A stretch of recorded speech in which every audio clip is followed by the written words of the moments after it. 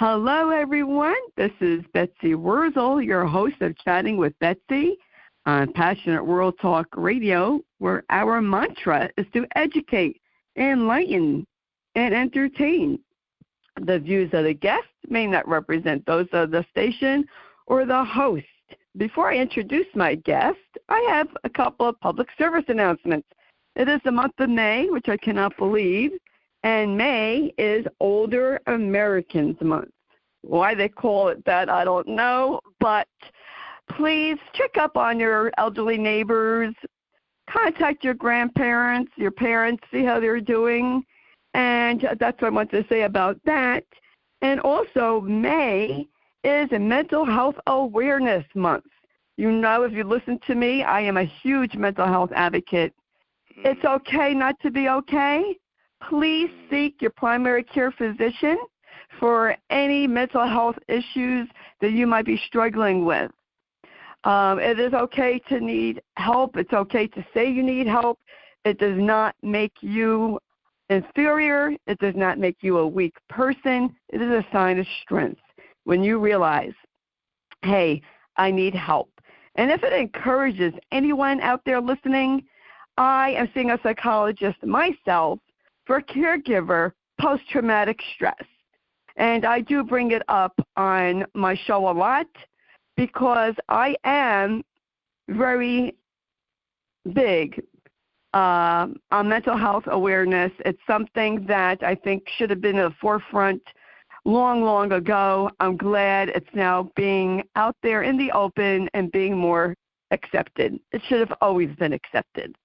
So that's what I have to say about that. Oh, and another thing I have to say, and I'm going to get on my soapbox. Do not ever judge anyone who is seeking help for mental health issues because nobody knows what's in store. You don't know what life is going to throw at you, and you may one day be seeing somebody for mental health issues. So let's accept people and not judge them. That's my public service announcement on my soapbox. Well, now I'm going to introduce my guest. What a phenomenal book. My guest is Thomas Lane, who is an author, a poet, a musician. He is a multidimensional artist, and he also has founded a foundation, Helen Hudson Foundation, a charitable organization focused on social issues, including homelessness, racism, and the environment. That is wonderful. And Thomas Lane wrote The Karma Factor. It says, a monk's timeless vision, an assassin's revenge, a New York cop caught in the middle, and I love the cover too. So I want to welcome Thomas Lane to Chatting with Betsy. And this is his first novel. Congratulations, and great job. Thank you. It's wonderful to be here, and thank you for your standing on the soapbox. I think it's important information. Everybody feels okay, you know, wherever they're at, whatever they're going through, to talk to a friend, talk to someone, but we all need that kind of help along the way. Oh, thank you. Yes, I definitely am very strong about that. Thomas, I have to congratulate you. I mean, this is your first novel that you have out there, and not that I'm a book critic, but you did a wonderful job. And I have to tell the folks, the print in this book, I love it. I love it when people have a nice print because I am 65, and it helps me a lot. And I love the cover of your book. I'm into book covers. I'm going to start with that for a change. How did you come up with this book cover? Because you see, you know, the one guy, and then, you know, the other person is the police officer. Tell us about the cover. I'm so glad you asked that because that has been such an important area for me. You know, we talk about don't judge a book by its cover. Well, we are attracted or repelled or encouraged by the visual impact of something. And I was trying to get the book is kind of a cops and robbers. It's truly a noir kind of adventure story with all that going on. But it is, I call it backlit by sort of spiritual concepts having to do with karma and enlightenment and things like that. And so it's a spiritual journey as well as a whodunit and how you're going to catch the bad guy before he kills again. And so I was trying to get a cover that represented that. In the cover, there's a character standing there with a gun, but it's not pointed anywhere. He's indecisive about what he's going to do. And then there's a monk, and it's surrounded by what was supposed to represent sort of the Tibetan mountains. So you have all this information, and there's a conflict there. But at the same time, I don't know about if you experienced it, but I wanted to give a sense of peace as well as conflict, because conflict in a broader perspective could be seen as just parts of a whole. And so that's what oh my gosh, I had to do about 4 or 5 different covers because I would do one, I thought it was great, I'd get up to the line of printing, and then I was like, it isn't quite right. And so, and to the horror of the people I was working with and the printer, I had about 4 different changes and finally arrived at the one that is now featured in the book with a lot of help from my wife, I might add. And everything got quiet for me and went, okay, this is finally it. And I'm so glad you brought that up. And you know what else I like, Thomas? In the back of the back cover, you can see the city and the mountains. Yeah. So it's 2 different contrasts. You think of the city as, well, I think of like New York City, no offense to anyone who lives there, as like, high energy, dirty, grimy maybe. And then the mountains is kind of softer, it's peaceful. You're really nailing it, because that's exactly what was intended. Like on the cover, it also has those contrasting elements. Yes. And they're, I'm trying to weave them together because for me, spirituality it has a million different forms. It is, represented on both sides of the darkness and light. And I wanted to sort of bring that into play because that's really a large part of the book.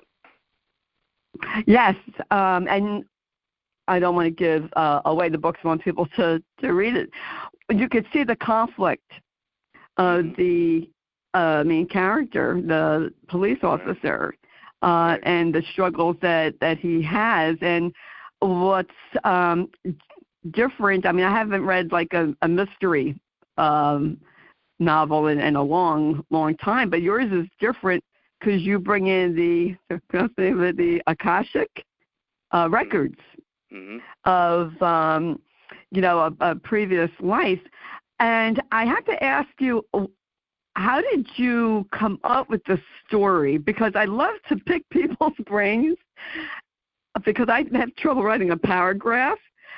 What was the writing process for you? Like, do you get the characters first and then the dialogue, or dialogue and then the character? It's just the characters in this book are really phenomenal.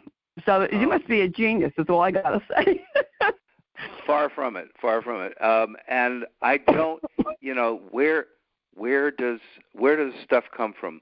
I have done a lot of work as an artist advocate. I wrote this book called The Artist Manifesto a few years ago based on surveys of artists.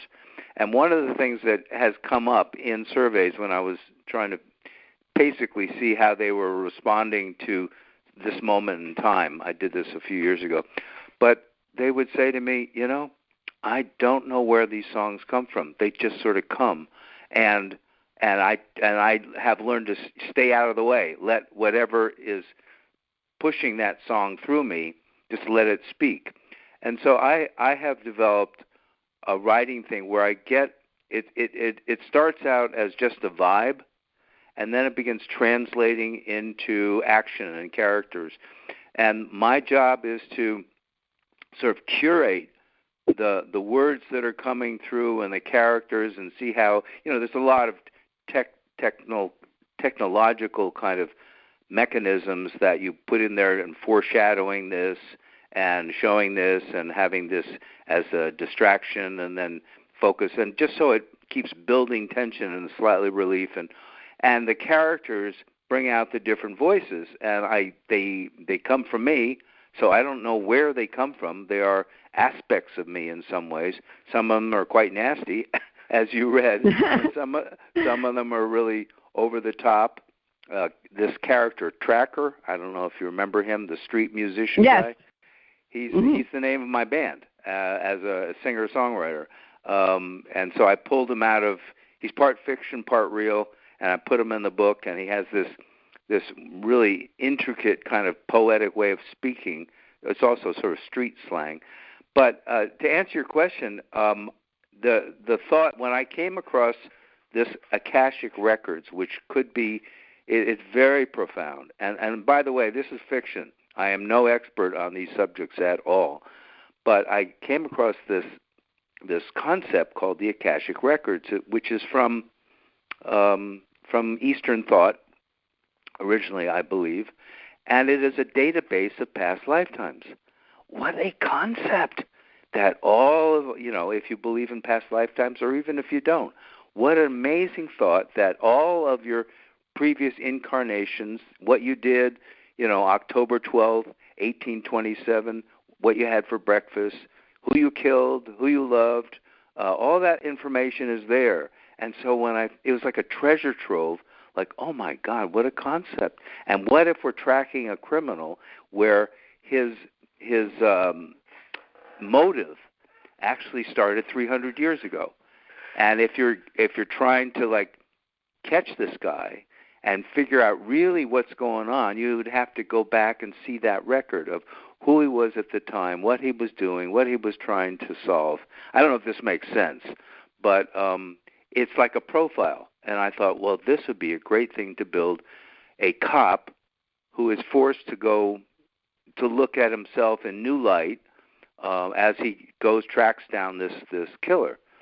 And I will shut up so I don't give it away. But that's well, you know what, Thomas?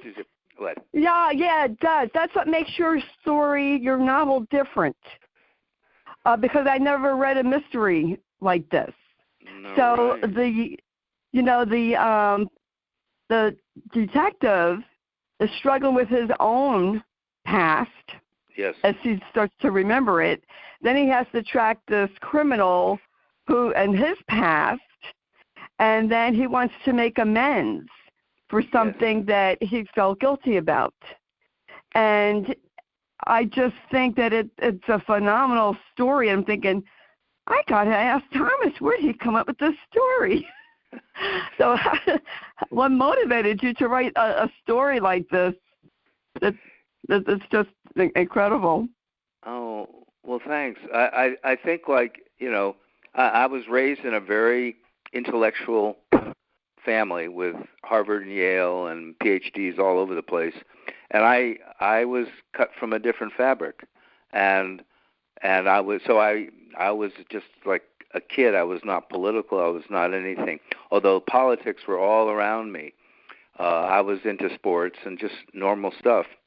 And then I started looking, at the world slightly different. I went through some trouble. And then I began to seek solutions outside of politics, and I got caught up in Eastern thought and other ways of going about the business of being alive. And I had no career ambitions other than the arts. And my main job, as I really decided, was just find out and to be the best Tom Lane I could be, and that was my career. And so that led into all this other spiritual stuff.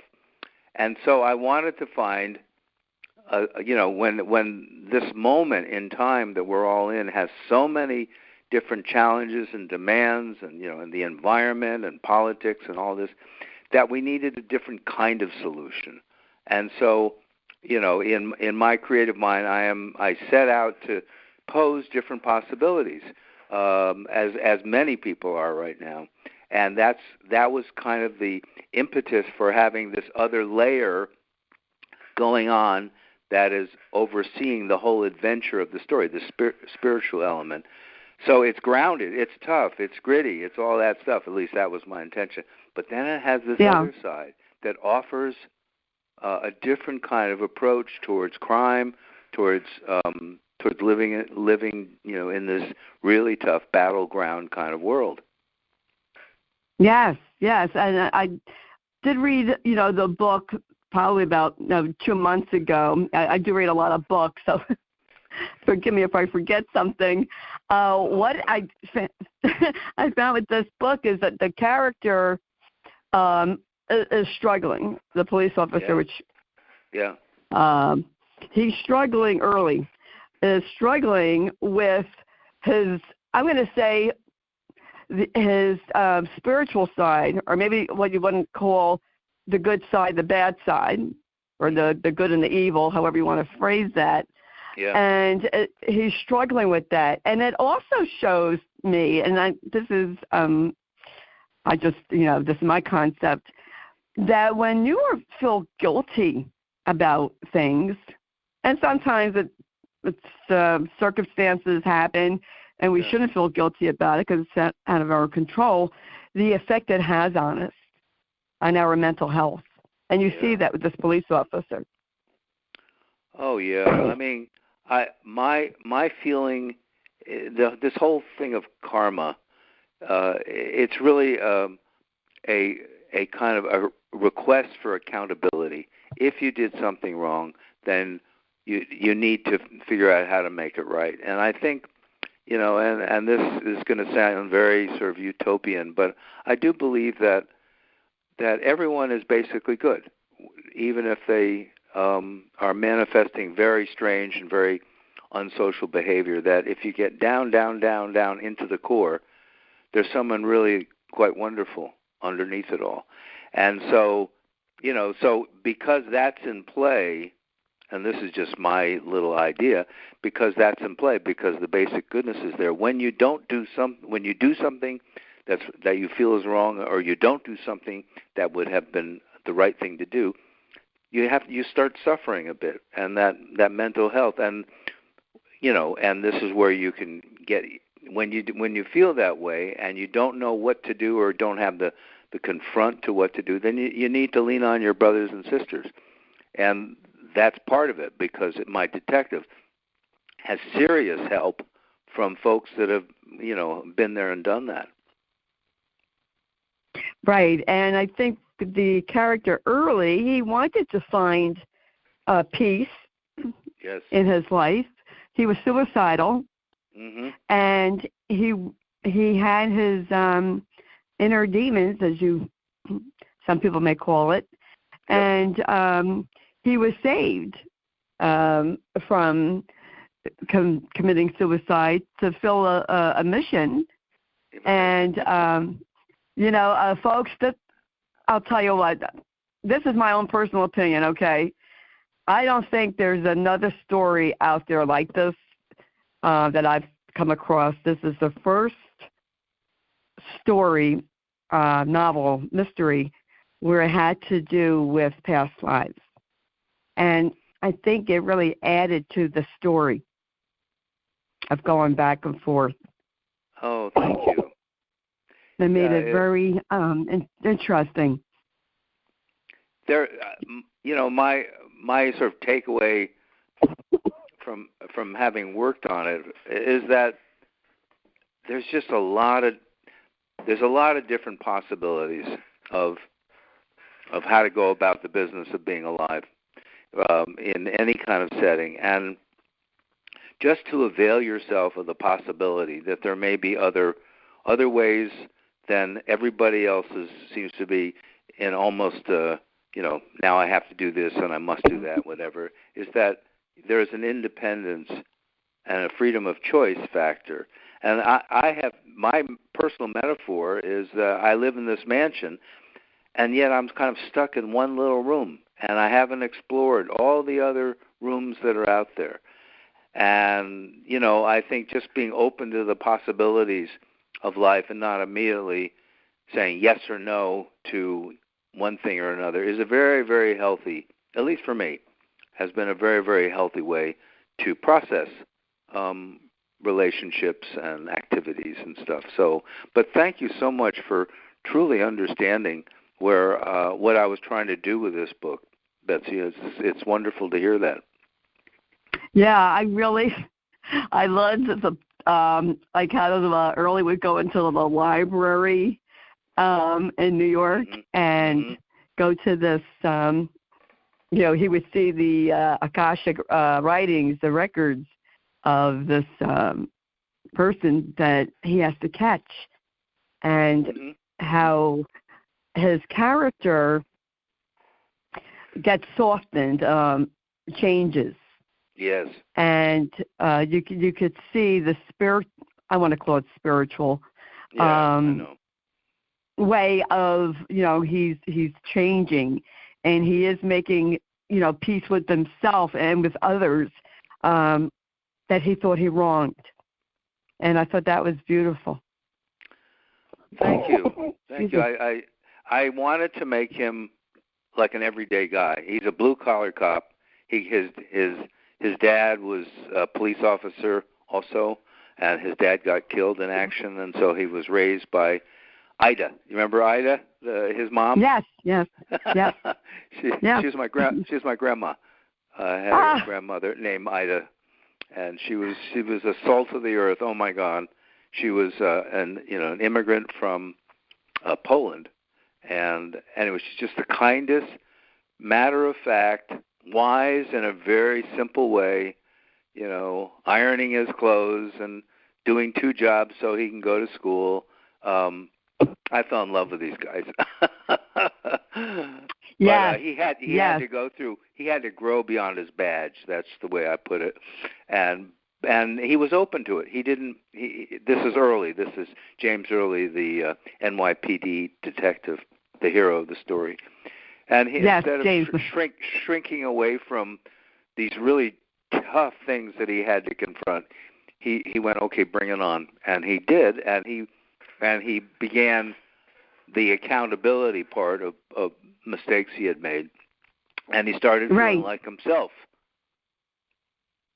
Yes, as he's going back and forth with his past life, and felt guilty for the mistakes that he made and what had happened, and then trying to make up for it, trying to correct it, and coming to really, you see this character struggling and then coming to peace with himself, and making peace with other people. And I thought the relationship between him and I forgot the guy's name. That he was like the monk. His spiritual advisor. Paulden. Yeah, it was really awesome too. And then, of course, his love interest in the book does that. Yeah. I really would love to see this in a movie, Thomas. I really would. I don't know who would play the characters, but I could definitely see this being made into a series. Are you going to be making another book like this, or will it be a series? It has been envisioned as a series, and when I first the story goes way back. I mean, more than 20 years ago, when I first started writing this thing, and it was a novella, and it was comedic. It wasn't this book at all. But I had written this book, as I mentioned earlier, called The Artist Manifesto, and through very strange and almost mystical means, it arrived at, what's her name? Roseanne Barr's house, and she read that book of mine. This is before all the controversy about her came up. And she flipped out over The Artist Manifesto, and so we were trying to get a meeting, and I couldn't get anything going. And so finally I took her secretary out to coffee, and I gave her the manuscript of it was called the Karma Files back then. And I said, I have more than this artist manifesto book. See if she likes this. And she and another gal named Colleen Camp flipped out over this book, this novella, and signed me to a movie deal, or a TV deal, rather. And Roseanne Barr sort of stepped away from the program.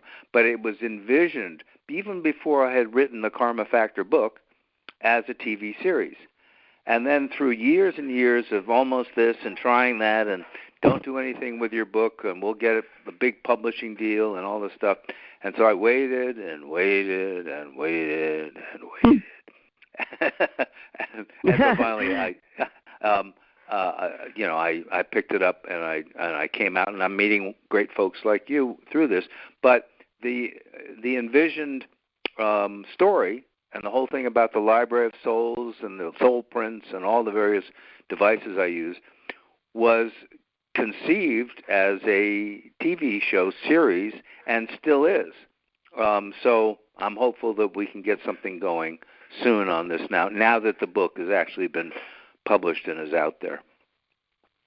Oh, that would be awesome. I could definitely see this as a TV series or, a movie, but definitely I think a TV series. And I would love for you to write another book.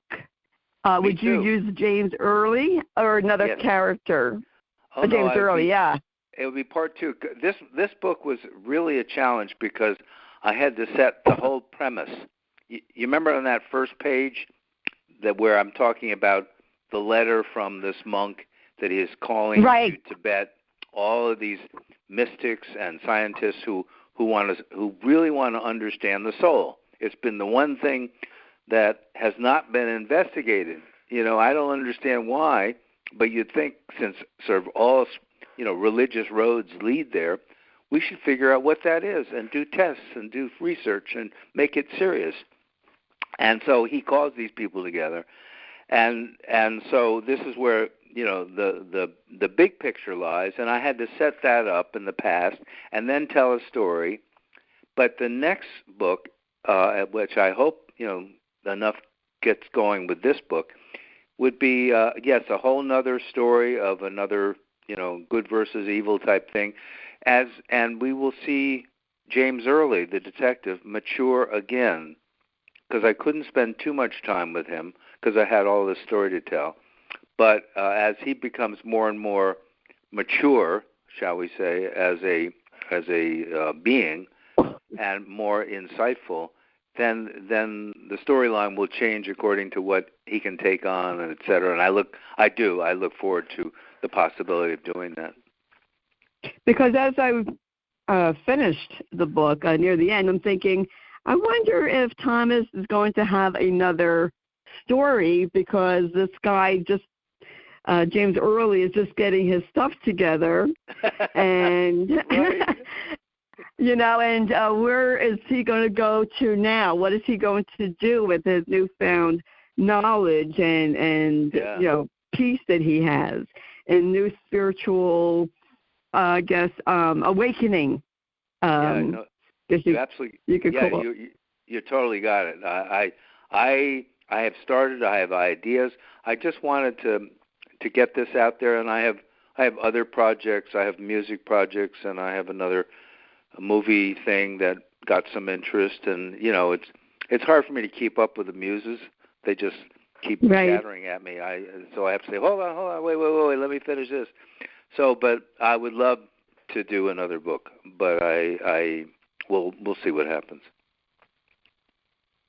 And I just love at the end, Thomas, where James Early, he realizes about the different forces, that clash. And if you don't mind if I read something, and it was all a work in progress. Yes. Like James saw himself, as a work in progress. And aren't we all works in progress? Amen to that. Yes, indeed. I just really think you have quite a gift, to bring Oh, you're welcome. All this out in this novel. I just have to tell the folks, you know what? Yes, I do read a lot of books for my show. And no doubt about that. This was so interesting. Like when I first received this book, I was like, I don't know if I'm going to like this book. That's what I was thinking. I don't know. Let me start reading it. I couldn't put it down, Thomas. I'm up 2, 3 o'clock in the morning reading this book. Really? Oh, wow. You made my day. You made my day. I was like, I can't put this book down. And I really enjoyed it. I really liked it. And I was happy to see at the end that it left it where, you think, okay, what's James Early going to do now? Will there be another book? Right. And I said, well, when I interview Thomas, I'm going to ask him about that. And if and when you write another book, please come back on my show. Oh, I would love to read. I'd love to read another book of yours. It was just fascinating. What would you, from your perspective, what would you like folks to know or to take away from your book? Oh, good one. I think kind of what you and I have been talking about, which is that, alongside gritty and hardship and suffering and confusion, whatever, there is this other element in play, and it's defined in any way that suits the temperament of that individual. But I'd like people to come away with sort of the voice of hope, and that there are other ways of going about, in particular in this time of division and whatever. There are viewpoints and there's practices, and alongside what you were talking back about on your soapbox, which is that we have to pull together as us, beyond the you and me. But that takes a lot of work on the me to get to the us. And this is true for me anyway. And this is what Early did. James Early, he really had to confront some stuff. He had to do some introspection. But he knew, because it arose in his life, that there was this sense of miracle of just being alive and being not so caught up in these really unfortunate aspects of this period of time now. And so the takeaway is that there's hope there. There's something quite wonderful if you keep working in the direction of becoming a whole person. And it'll be in a million different ways for a million different people. But I just hope that aspect it comes out of the book, that you have a good time reading it. It's a page turner, and there's also just a little bonus of a treat that you get, maybe to look at yourself in a nice light. Yes. Oh, that is awesome, Thomas. I really enjoy talking to you. You are wonderful to talk to about your book. I sense that you're very, down to earth, and everyone will get a different perspective from reading a book, of course. Mm-hmm. Everyone has a different opinion, but I was thinking when I was reading this book, and I'm referring it to my own life, I think it's a mindset, and I say this to people all the time. Mm-hmm. A situation that happens can either make you a better person or a bitter person. We have the choice. Yes. We have the choice. Perfect. To say, what is this teaching us? What can I learn from this experience? And I referred it really to my own life. And I just think that it's a wonderful book. Where can people purchase this book, Thomas? It's on Amazon. It's The Karma Factor by Thomas Lane. It's on Barnes & Noble, I believe. I have a website, which is, strangely enough, thomaslane.com. How about that? Yeah, and I have a lot of different things going on.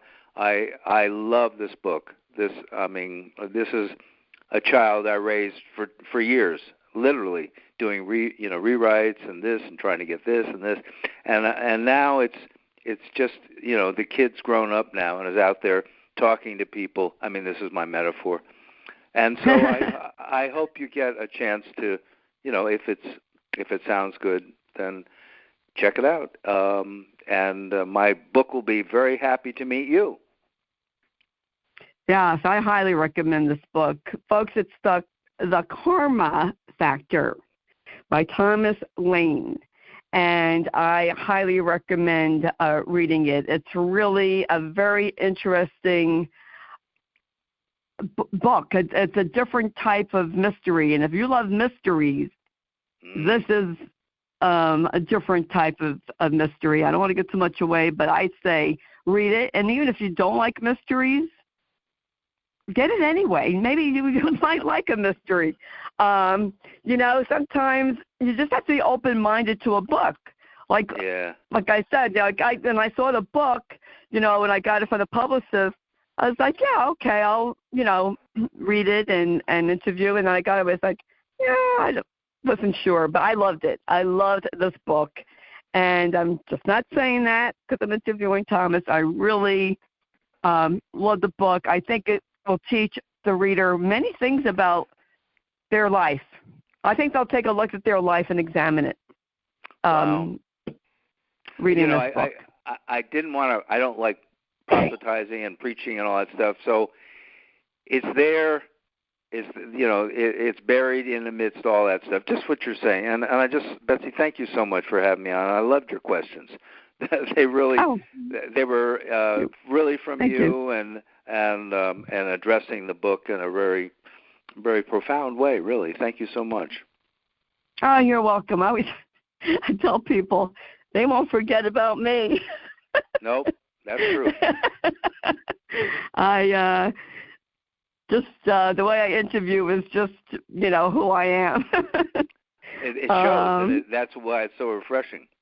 There's no. Oh, thank you. There's you. There's just you, and that's plenty. Oh, thank you. Thank you so much, Thomas. You made my day. You're so kind. Oh, good. And folks, the information about Thomas, where you could purchase the book, will be in the blog that Jeannie White, who's station manager, writes. And thank you, Jeannie, for doing the blog and producing the show. And I want to thank Lillian Caldwell, who is CEO of Passionate World Talk Radio, who makes this all possible. And I want to thank you, the listeners, for listening and subscribing. If you don't already subscribe to Chatting with Betsy, I recommend that you do so because I have phenomenal guests, such as Thomas Lane, who I interviewed today, and you don't want to miss any of my guests. And I am on iHeart, Spotify, Spreaker, YouTube, to name a few. And really, why I had the show, folks, and if you don't already know, is to help people. It's for people to know they're not alone and to provide resources. I talk about all different topics. And I talk about, I have people on resources that I wish I knew about when my husband was alive. I want to help you, the audience. That's what I'm here for, is to help you. And when people ask me, oh, how many viewers do you have? You know what, folks? It's a number. I care more about the people. Who am I reaching? Am I helping anyone? That's what I care about. That's who I am. And if you want to see a glimpse of my life, which really isn't exciting, but it's who I am, you can follow me on Facebook, Betsy, Betsy, my middle initial E, my last name Wurzel, Wurzel. And you can see pictures of me and my family, and you'll see what I stand for. But basically, I advocate for Alzheimer's and mental health and other issues. And I always post my shows on my personal page. And if you are looking for a support group, if you are a caregiver, if you're not, you're probably going to be one, I have #Kick Alzheimer's Ass Movement on Facebook. It's very important to be educated as a caregiver, and it makes a big difference. I know that personally. huge difference when you are educated about what to expect and how to handle behaviors. And I just want to welcome everyone from all walks of life. We don't discriminate. Alzheimer's doesn't discriminate. My group is open to everyone.